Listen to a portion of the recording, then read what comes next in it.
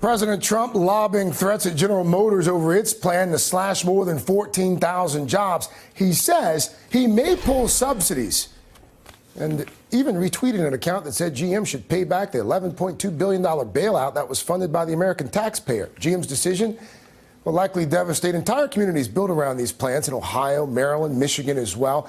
NBC's Morgan Radford is in Michigan. She's in Detroit. She's talked to some of the workers who, as I understand it, Morgan, a number of these workers have no idea whether they're going to have a job next year, in the new year. They don't know, Craig. In fact, many of them have said this is some of the worst possible news they could receive right before the holiday season. So we spoke to one worker, Peggy Jones. She's been working here for 21 years. And like many of her colleagues, she said they came in for a meeting and they found out that this plant was likely one of those 5 that would be shutting down. And we're talking about 15,000 people who would be without jobs. So this is really news that has devastated this community, not only for those local business owners who rely on the traffic and the people who come into their local businesses, but also for those workers who are still inside this plant today, toiling away. Take a listen to what Peggy had to say. When you think about this level of uncertainty so close to the holidays, what goes through your mind? It's hard.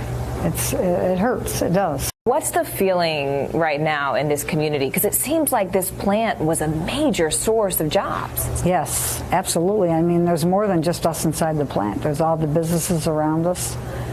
It's really, I mean, we're still in shock mode right now. It hasn't really sunk in.